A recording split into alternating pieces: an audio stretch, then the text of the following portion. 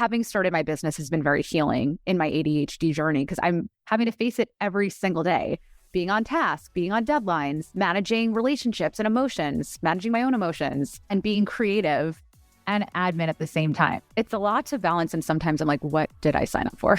Why am I doing this? Welcome to Successful with ADHD.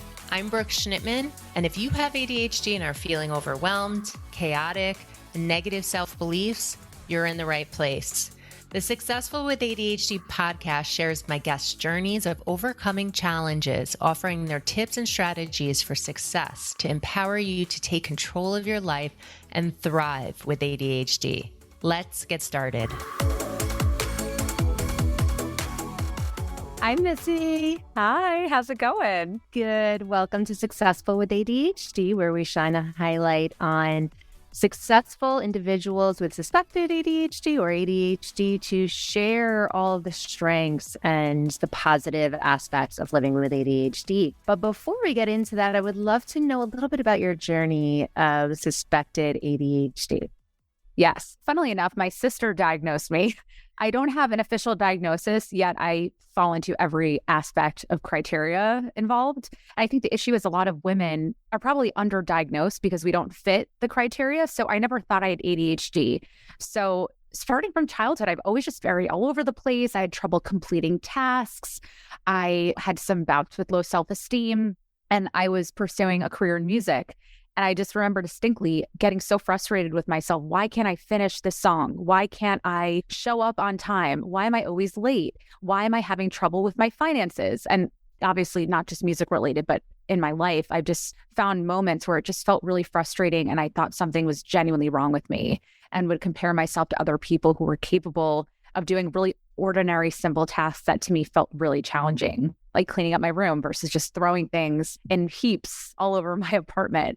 So it's definitely been a journey. And I think the recognition that there's a reason for it has just made me feel so much more compassionate towards myself and remodeling and rewiring the way I do things. Because there are solutions, like you're not just stuck in this place forever. But I think the first step for me was really understanding that there's a reason, something's not wrong with me. And in fact, a lot of these things that make me who I am are reasons why I'm so creative. Because I think there are a lot of creative people that have ADHD, if I'm not mistaken.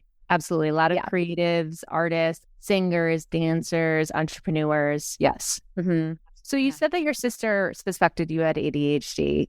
When did that happen? Oh, God. So she actually took your course. She took 3C activation, and during it, I think there was something in it that triggered something for her. And she realized that I had ADHD because she's my best friend. And she would always be really open with me and frustrated openly about certain things I did. Like, why do I blurt out random things? She'll tell me something and I just blurt it out in a group of people, and I couldn't control myself. So something had happened and she was just like, okay, we got to have a conversation. So her own awareness led her to suspect that you have ADHD as well. Yes, exactly. Okay. And she has ADHD. Yes. Mm-hmm. Yes. Obviously, she was in the course. Yeah. Awesome. So how long ago was that? That was 3 years, 2 years ago? 3 years ago or so. And then I took 3C activation and I just had my entire world open up. And I just felt so seen for the first time in a really long time. And seeing other people that also were similarly entrepreneurial, creative, and struggle with the same things I felt and have experienced over my whole life, it just felt so gratifying to have that community and support. Yeah. So having the community and support definitely helps when you're trying to understand yourself and feel validated. What else do you feel has been helpful for you since suspecting you do have ADHD? I think everything. Core values was a huge thing for me. I never suspected that was one of the first exercises we did in the course, and the different cups and what aspects of our life are we just kind of letting go and not taking care of. And that's actually an aspect of ADHD. Can you go into that really quickly? How does that apply? Because I'm obviously forgetting, but yeah, absolutely. Out of sight, out of mind, right? So it's important for us to take a bigger look and a deeper dive into where we're not focusing on. Typically, it's ourselves, our self-care, our spirituality, our relationships, physical activity, our health. So in the beginning of the course, I do a bunch of cups to see how much your cup is full or not. And then you get to see like how deficient you might be in a certain area of your life. And if you are, you may or may not want to focus on that for those 12 weeks.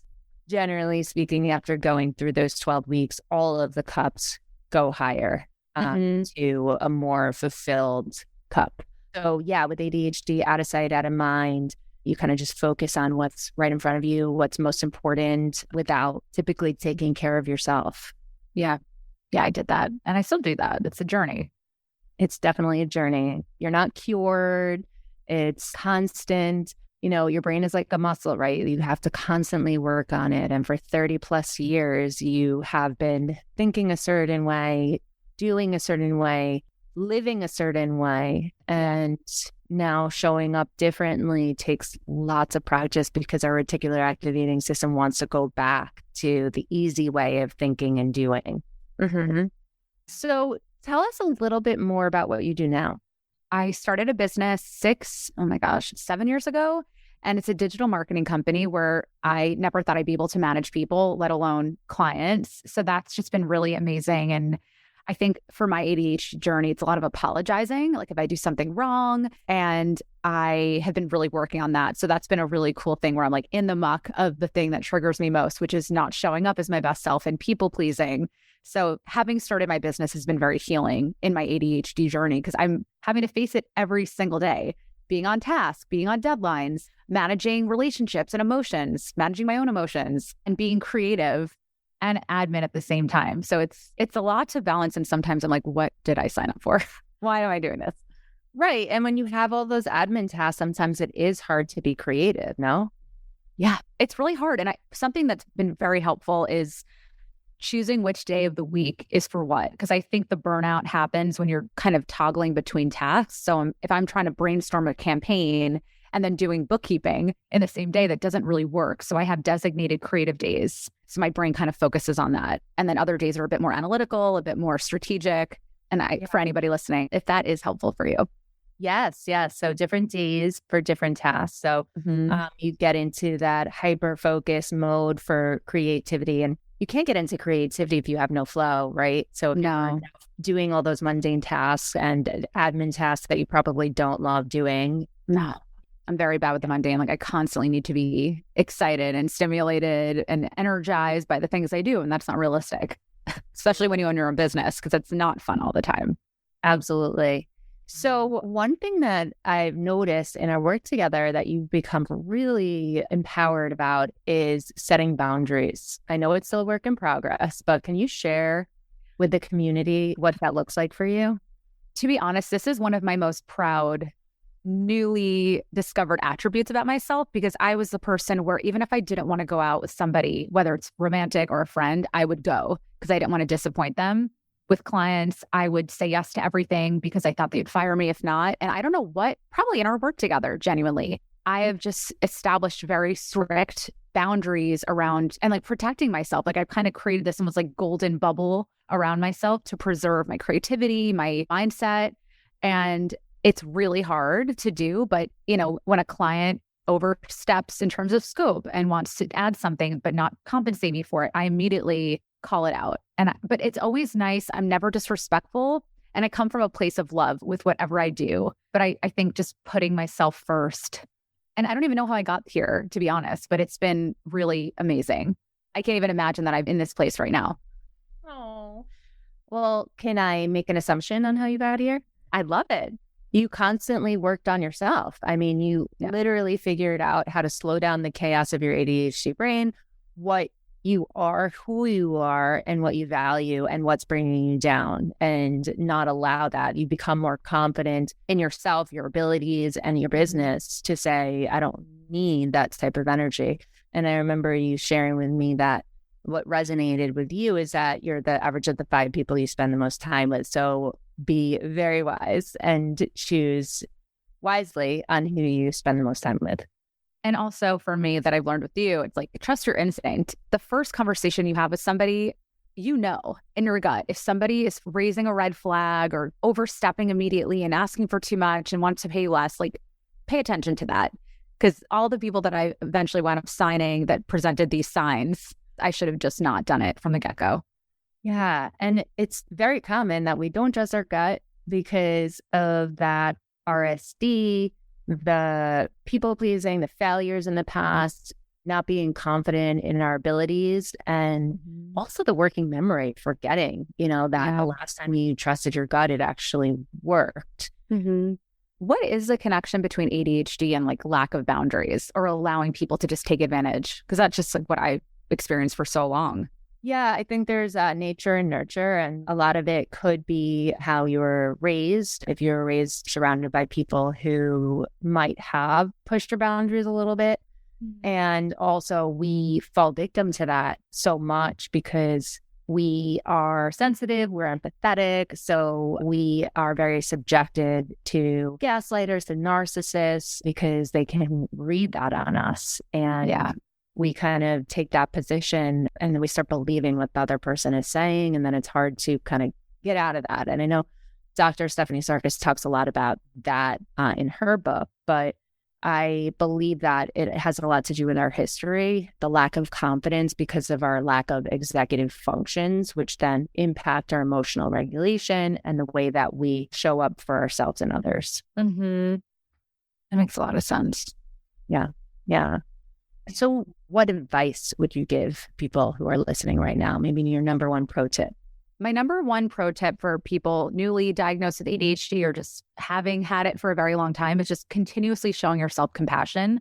I think for me, my first instinct is to kind of go into attack mode and get frustrated with myself, but just coming from a place of love and your brain is beautiful and you just do things a little bit differently. And that doesn't make it wrong.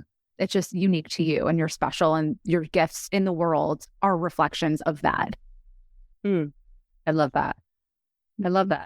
Not making yourself wrong, just showing up for yourself and being okay with that. And that goes back to setting those boundaries and not letting others creep into those boundaries. Protect your energy.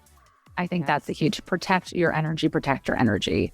Yeah. Because I think for people that have ADHD, at least myself, I am susceptible beyond to other people's moods. And I have a habit of just like taking it on. And I just, again, try to establish this protection around myself.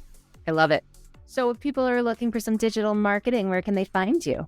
Yes, you could go to my website, missymodell.com, 2 L's, or find me on Instagram. I do some fun social activism stuff and marketing tips, and it's at Missy Modell.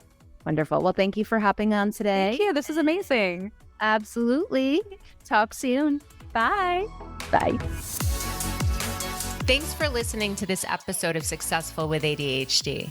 I hope it helped you on your journey. And if you need any additional support for you or a loved one with ADHD, feel free to reach out to us at coachingwithbrooke.com and all social media platforms at Coaching with Brooke.